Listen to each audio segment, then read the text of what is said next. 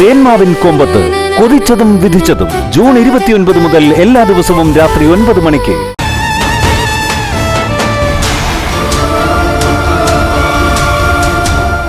Hello madam, എങ്ങോട്ടാ?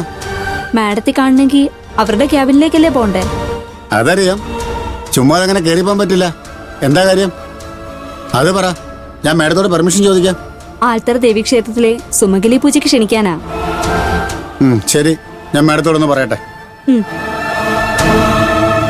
ചാരു എന്തിനാണാവോ ശ്രേയ അമ്പലത്തിലേക്ക് വിളിക്കാൻ പറഞ്ഞത്? ഇനി അതിന്റെ പേരിൽ അടുത്ത പ്രശ്നം ഉണ്ടാവോ?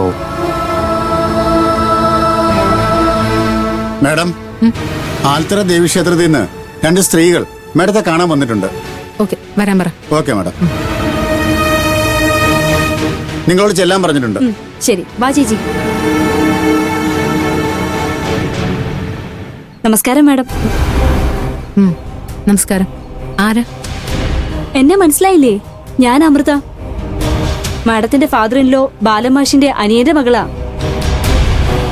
കല്യാണം കഴിഞ്ഞും വീട്ടിൽ വന്ന് കയറുമ്പോഴൊക്കെ ഞാനും ഉണ്ടായിരുന്നല്ലോ.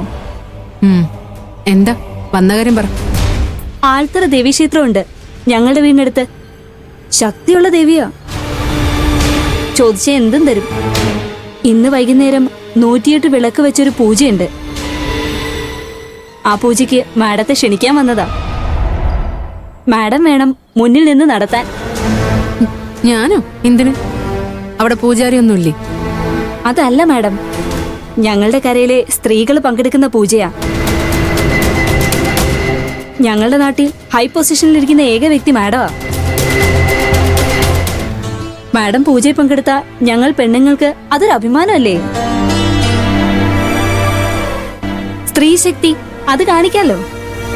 ആൽത്തറ ദേവിക്കും അത് ഇഷ്ടപ്പെടും.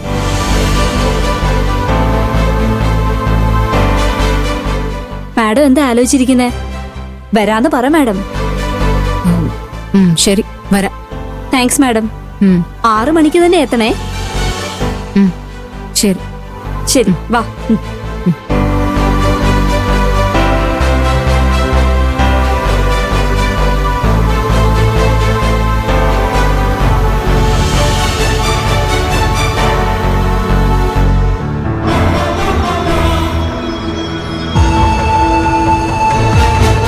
എന്തു പറഞ്ഞു? മാഡം വരാന്ന് പറഞ്ഞു. എന്നാ ശരി ആകാശേ, വാ.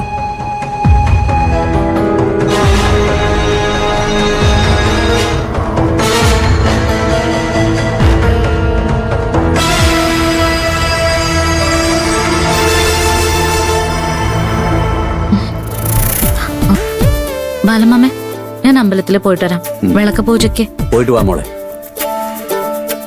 അമ്മായി അമ്പലത്തിലേക്ക് വരുന്നില്ലേ? അമൃതേച്ചി അമ്മയോട് പറഞ്ഞിരുന്നു പറഞ്ഞു. സുമംഗലി പൂജയാ. അമൃത പറഞ്ഞെന്ന് വിചാരിച്ച് ഞാൻ കെട്ടിയൊരുങ്ങി പൂജയ്ക്ക് വരണോ? ഞാൻ ജീവിക്കുന്ന ജീവിതത്തിന് സുമംഗലി പൂജ ചെയ്തിട്ട് ഒരു കാര്യമില്ല. ഭർത്താവ് ഇപ്പോഴും ജീവനോടിരിക്കുന്ന ശല്യമാണെന്ന് കരുതുന്നവർക്ക് എന്ത് സുമംഗലി പൂജ മോളെ? ബാലമാമേ, അങ്ങനൊന്നും പറയല്ലേ. പറയട്ടടി, അത് കേൾക്കാനല്ലേ നിനക്കിഷ്ടം? ഈ വീട്ടിലെന്ത് സംഭവിക്കാൻ പോകുന്നുണ്ട്, അതുകൊണ്ടാ ഇങ്ങനെയൊക്കെ പറയാൻ തോന്നുന്നത്. ചാരുമോളെ എന്ത് പറഞ്ഞെന്നാ? നിന്നോട് അമ്പലത്തിലേക്ക് വരുന്നില്ലേ എന്നല്ലേ ചോദിച്ചുള്ളൂ. ഉണ്ടെങ്കിൽ ഉണ്ടെന്ന് പറയണം, ഇല്ലെങ്കിൽ ഇല്ലാന്നു.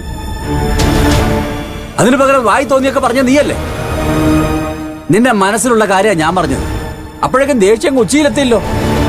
വഴക്ക് വേണ്ട ബാലമാമേ. നീയും കേട്ടതല്ലേ ഇവിടെ പറഞ്ഞത്? അത് കേട്ടിട്ട് മിണ്ടായിരിക്കണം. ഞാൻ മിണ്ടാതിരിക്കണ്ട, എന്നെ അങ്ങ് കൊല്ല്. കൊല്ല്. കൊല്ലാനല്ലേ പറഞ്ഞത്? കൊല്ല്. കൊല്ല്. അമ്മ എന്തായി കാണിക്കുന്നേ? എന്റെ മുന്നിൽ കാണരുത് നിന്നെ. ഇവൾക്ക് ഭ്രാന്താ മോളെ. നീ ഇതൊന്നും കാര്യാക്കണ്ട. ഇപ്പൊ എനിക്ക് ഇവിടെ എന്തൊക്കെ സംഭവിക്കാൻ പോകുന്നുണ്ടെന്ന് മനസ്സിൽ തോന്നുക. ബാലമാമേ, എന്തിനെങ്ങനെയൊക്കെ പറയുന്നേ? ദയവ് ചെയ്തൊന്നും മിണ്ടാതിരിക്കേ. ഇവിടെ നിന്ന് ഉപദേശിക്കാതെ അമ്പലത്തിലേക്ക് പോടി. ദേവി നിന്നെ നന്നായിട്ട് കാത്തോളും. അമ്മ ഇത്രയ്ക്ക് അഹങ്കാരം പാടില്ല കേട്ടോ. അമ്മയ്ക്ക് വായടച്ചിരുന്നു. എന്നെ വെറുതെ. ചാരുമോളെ, നീ പോയിട്ട് വാ. നല്ലവരുടെ കൂടെ എന്നും ദേവി ഉണ്ടാവും. ആകാശിനെ വിളിച്ചോ. പൂജ കഴിഞ്ഞ് അവന്റെ കൂടെ തിരികെ വരാലോ.